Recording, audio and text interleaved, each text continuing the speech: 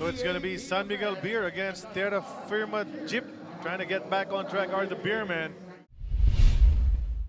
So the man who's out of that starting lineup is Chris Ross from the regulars of San Miguel. Outside shot from Aldrich Ramos. That's what he does best. Nino Canaleta, and they were leading that team when I think it was still called Kia. Yes, Diba? tama. Diba? Alam mo, hindi lang sa points pati yung rebounding niya. In the first 2 games na out-rebound ni Trade, nakita natin yung San Miguel player, easy penetration and rebounding now. Because there's a huge advantage mo, be an effective operator inside, and that will open up a lot of shots for his shooters. Lassiter will score, Kabagat will... Inside to Mo. He handles, gets the basket inside. One of the best at giving an entry passage.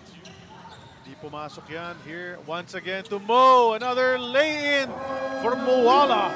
And Jonadel Cardel immediately looking at the officials' table, signaling for the timeout. All of a sudden, so you need to adjust. Exactly what Dennis said, Coach Leo Austria. Now a bit short-handed, but there are guys on that team who can still fill it up. It's obviously a bad development as far as the... And what about the fans? Every basketball-loving fan loves the game of Terrence Romeo because of his... exchange of 3-pointers, one by McCarthy, the other by Arwin Santos. CJ Perez straight into the heart of the defense. Not intimidated at all by Mo Tautua. Gets that to go. Can you imagine? And you look at his numbers, so by themselves, they're decent. Pero di ba, #1 pick So iba talaga yung expectations para rito. Look at Marshall Laffiter nailing another 3-pointer. Expectations dyan, lalong-lalo na yung performance ng 3 players na pinig last draft, di ba? You're not just talking about CJ. Here in his sophomore season. Wami, Tiongson, 3 para sa Terra Firma. Johnson goes baseline, nasaraduhan na dapat, but instead, Mo Tautua went outside of the playing floor at na-reverse man ito si Wami. At hindi dapat nakakashoot ng madali yun. Cabagnot now finds Laffiter in motion, knocks down another 3-pointer to break. Johnson bouncing over to Gabaini, hesitated but went up and scored anyway. That's 2 baskets inside against Roosevelt. Inside to Mo. Another basket para kay Tautua. They were trying to do a 2-man game. They were successful a couple of times before that. And look at this guy. You talk about hot shooting in the bubble. Chris Ross just took it away from Cobuntin. Laffiter wanted another Mintis. Arwin Santos on the follow. Gets that one to go. Johnson with 5 to shoot. What's he gonna do? He leans in, takes the J. Pasok yan para kay Huami. Now he has to guard Chris Ross, but now there's that switch. Kick out to Tres Sumal. Kaya nga Tres Sumal Halos matic na yan para kay Von. Ngayon, kailangan talaga for him to get his teammates involved. Now Reden Seldaf turn to make a shot after this first period in the driver's seat against the DYIP, 32-24. Energy drink, nothing on the offensive end for the DYIP. Good defense from Wami, but tapped it to the wrong guy, Jello Alulino, who just checked into the game to start the second period and knocked. You see that it was Mo Tautua passing inside to the smaller guy on that play. Here's Cobuntin off the glass. Glenn gets it to go. Nice penetration. The initial attack, he was fouled, went to the free throw line. The second one, he made sure. Against Cobuntin. He'll step back for the jumper and bam, gets it to go. That's a nice move. Very productive college program, San Beda Red Lions. So he has it. So does this guy. Pangalawang tref na. Tie the league record. Tapos nag-carry over pa yan sa next game. So parang 9 straight or 10 straight yata siya overall. Yes, bago very siya nagmintis. unassuming guy. I followed his career. Ross and Perez. Look, I like that matchup. Nice screen. Freed up CJ, but he lost it anyway. Gets it back right now in the corner. 3 on the way. That was all CJ Perez. He rebounded on the other side. Ends up with the basket on the offensive end. The second scorer I talked about was Roshan. And I don't understand why in the first game he scored 14 points. And he played 28 minutes against Magnolia, in the following game against Rain or Shine, 17. But really locked up defensively by TNT. He scored only 9 points, but trying to do it. He's working at it, Big Mo. Gentle giant nga ang tawag dyan eh. You know, sometimes they're asking for more aggressiveness from him. Katulad nito. Was because Mo Tautua is scoring inside the paint that needs to be double teamed by TER. But look at CJ Perez continually going to the basket. Para sa San Miguel, he drives the hoop, strong side niya yun. Kaliwete gets the basket and a foul as well.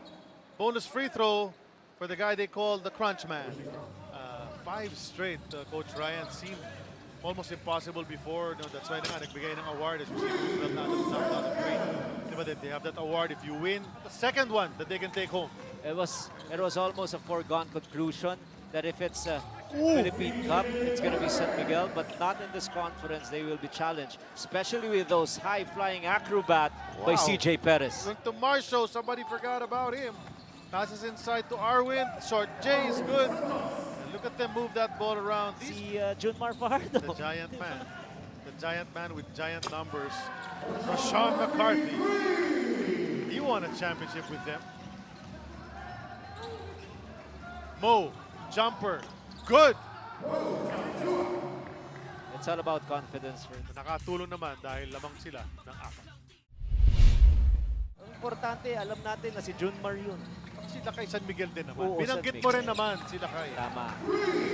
Rashawn McCarthy with another 3. Needs to make his move. 8 seconds to shoot. Mo powers his way. Kinaliwa. Pasok yan. May foul pa si Gabayni. Chance for a 3-point play. Gabayni. SM Bierman to tap that away. Samar, stop, pop, 3! Nice. Cool jump shot. Laban ka, laban. May shot ako dyan.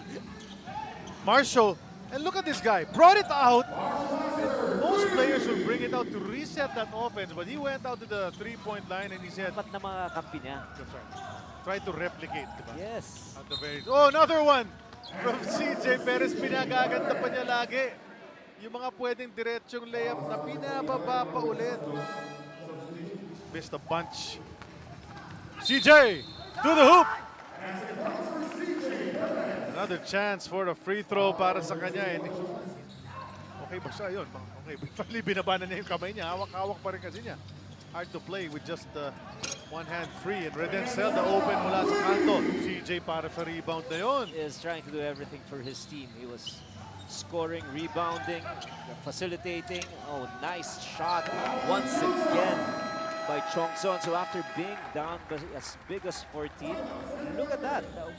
Here come the Jip. Pass goes to Chongson, the lob. Para kay Redencel. Not really sure if that was the right play, but as long as they make the basket, they'll live with that. Was not really an athletic guy. It was the right pass under circumstances like that. Cabagnot. Pesumal, couple of threes in the first half. Add another one here in quarter number 3. Up ahead to CJ. Inside to Aldrich. Blocked from behind. Chris Ross. And what an effort from Chris Ross. That a lot of these guys are still shaking off. Yes. As we begin these games in the bubble. Just a week, a little over a week. But this guy, mukhang wala ng kalawang eh. Panay ang pasok ng tres. Fourth period coming up between these two teams trying to get back on the winning track. Oh, yes. Fourth quarter action has begun. Brought to us by Cobra Plus Vitamin C. Lakas and Protection. Cobra, the #1 energy drink. We got the quarter scoring. But you've talked about Charlie, yung bang napakagandang tira ni Paulie against Hendricks. They were down by 3. Yun yung nangyari ron. And what about Alaska? Very bad start for them. In fact, in that game against Magnolia, it felt like Magnolia was in total control of the game. And then Abu Tratter played well. JB, applicable kay Mo yun. Nagmimintis na siya bago tayo nagsalita. Roosevelt, that's a jumper from the right side. So you Oh yes, and not only that, what about the losing, the longest losing of Magnolia? And you know, the game's really close. Those free throws mean something, and then Arwin Santos easy layup on the other side. Continuing to put up points quietly. Itong si Arwin Santos, the lead is back up to 7. He's another one of those guys who are supposed to hit those free throws. That's correct. Marshall. to the hoop, basket, chance for the three-point play. And that really hurts. Ganyan. I wonder why that's happening right now. But Well, it's part of their protective gear. Some, may, Okay ka ano, ba? may ma-hold yung impact. walang bungi. Oo, importante yun. Fun. But the three-pointer is really his thing, and he's doing it tonight. Yes. And so is this guy, Aldrich Ramos. So three-pointers. Kaya nila mag-20-25. Si Zamar. Baseline. Oh, the jam is missed by CJ Perez. Ganda ng setup sana. But Rashawn recovers and gets the two for Terra Firma. Obviously, he is better than his pick. Oo. Di ba? Napakalayo dun eh. Had to go all the way out. Huli. Pesumal has Zamar on the right. And Zamar cleans it up on the Von Pesumal miss. Take a look at this again. But still, good for 2 points for Paul Zamar. With the 2 missed free throws, completed 3-point play for Marshall Lassiter. Kahilig Oh, another Cody na lang. three. That distributed scoring, try to pick up the slack of the guys who are missing. And there's Marshall after. He's one of those guys. There is a sag now. Kahilig sagging inside the paint. Guys will be open. Let's see what Mo will do. Oh, what And a they shrug it move. off. Oh, What a nice. move. That Very was- nice post move up. CJ going underneath once again. This time, it was Mo Tautua yung iniwasan niya. 3 times he's done that kind of drive to the hoop. Same result. Kahilig baseline drive. Supalpal ni Arwin Santos on the other side. Johnson forces it up. Wala. He'll try again. Nothing there. Ball's on the floor. Aldrich. Ball finally bounces in para sa Terra Firma. Kabagnot. Fakes off Kahilig. The veteran. That's just street ball. You know, that's just insulting. Alex Cabagnot did not even pass the ball to anyone. No need for them to score early. Game clock and shot clock is on their side, and Arwin Santos. Roosevelt. That's a 3. Dito sila sa bubble. Just need to get some wins though. Put Oh, the, 2 and put that 1. on the Sorry, board. 2 and 1. That's right. You have to get wins on the board. There's CJ getting another 2 points. That's right. 105-98 is the victory for San Miguel Beer. Their second win in the Philippine Cup. Terra Firma goes to 0.